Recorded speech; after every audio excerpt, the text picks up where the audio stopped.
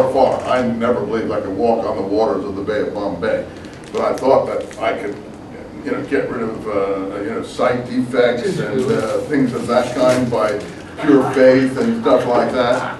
Well, I discovered that I couldn't. And you say, well, there are people who have been faith healed. Yeah, I'm sure there are in some ways. Some positive attitudes are very helpful. But, some defects are pretty incurable. In any event, supernatural elements, Jesus walking on the waters, and they see him coming across the Sea of Galilee to them. And then Peter wants to walk to Jesus. How many know that episode? And what happens to him? He sinks. Well, that's not a very pro-Peter episode, is it? What's Peter's problem? He's weak in faith. Oh, ye of so little faith. Whose doctrine is faith? Faith in Christ Jesus saves. Who? That's Paul's doctrine. So that's not just an entertaining, inspiring episode. That's also a polemical episode. That says Peter was weak in the quantity of Paul. That's polemics. You see this Peter? He was weak. And where is Peter and Paul at odds in Paul's letters? Where are they at odds? In one of the ones that we read. Galatians 2. Galatians 2. When Peter came to Antioch, I defied him to his face, because previously he had been in the habit of keeping table fellowship with Gentiles. But when the message, I got this by heart, having repeated it 50 times or so, but when the messengers of James came down, he no longer would keep table fellowships with Gentiles. And then I said to Peter, you hypocrite. And then Barnabas joined him in this hypocrisy. He uses the word hypocrisia if you look at the Greek. I showed you, he uses it. And I told you that Augustine wrote to Jerome in the 500s and the 400s, the 5th and 4th and 5th century, rather, the 5th century. How dare Paul call the saintly and wonderful Peter a hypocrite? And Jerome was an older scholar living in Palestine at the time. Augustine was in North Africa. He took about a year to answer him, but he finally said, certain subjects you cannot inquire into. In other words, he didn't have the answer to that either. And the point is that the Gospels, to some extent, are aware that Peter and Paul are at odds over certain issues. And so with Peter being shown as a stumble bum, basically, a person who can't imitate Jesus properly, is an anti-Peter presentation. So where's the biggest anti-Peter presentation in the Gospels? Huh? Yeah, when tries, how many times the cock crows? Three times. There it is. The cock crows 3 times while he denies Christ at the campfire outside in the high priest's courtyard, because he's not obviously willing to undergo the same punishment Jesus is, or something to that effect is the implication. But the main thing I'm pointing out here is the 3. The cock crows 3 times, and Peter is shown up to be, yeah, he's okay. He's better than, but he's on a lower level. He's a laggard, and that's what the writer wants you to conclude, that he's not to be totally trusted on all attitudes. And that's what we have here. 3 times the voice cries out from heaven before Peter will say, yes, okay, Lord, I have now learned not to call anything unclean, nor any man profane. That's the end of the episode in Acts, right? Anyone disagree with that? That's the end of the episode? How many? I hope you go and read it. You'll find it in Acts 8, 9, or 10 somewhere. Okay, so what's the effect of that, though?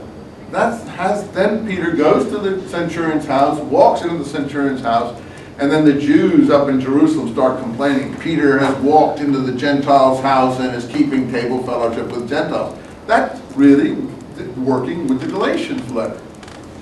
That's working with the Galatians letter, on the theme of the Galatians letter. Should he keep table fellowship with Gentiles or not?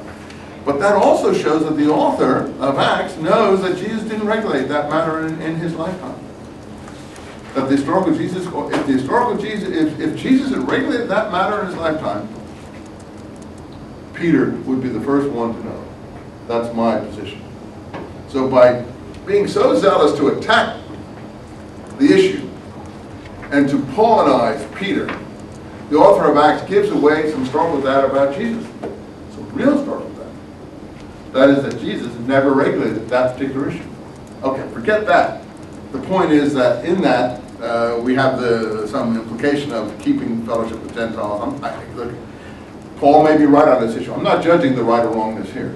I'm not saying that Paul is wrong on this issue, and that these exclusivity matters are negative things in some people's minds, and that Paul wants to maybe throw it open and cosmopolitanize things and internationalize things, and that's the success of Christianity as we know it, right?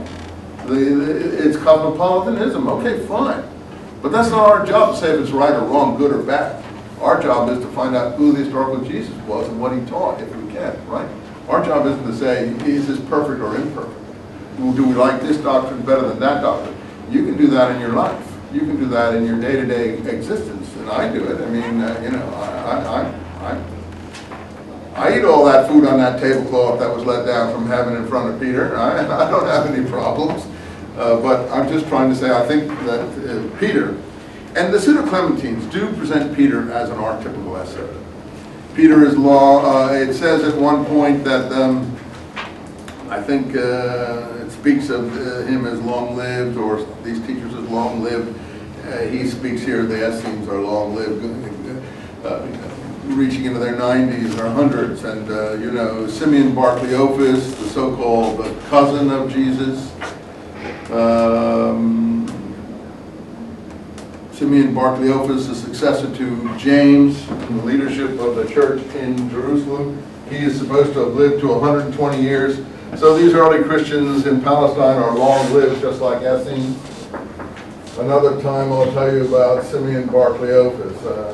Not right today. So on and so forth. So they're long. Peter is presented in the Pseudo-Clementines homilies, particularly as a daily bather. He rises at dawn to meet the sun, just like the Essenes do here. He bathes before eating on a daily basis. He's a daily bather, what we call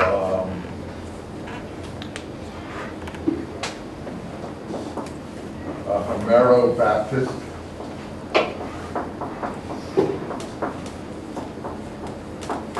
I go into these things a lot, and I put them on the table. Huh? It's out now? Is it new? That's it, yeah. Yeah, he's a daily bather, a Homero Baptist. So, which is right? Is the gospel presentation, Acts presentation of Peter correct? Is the Pseudo-Clementines presentation of Peter correct? In the Pseudo-Clementines, Peter is, Jamesy.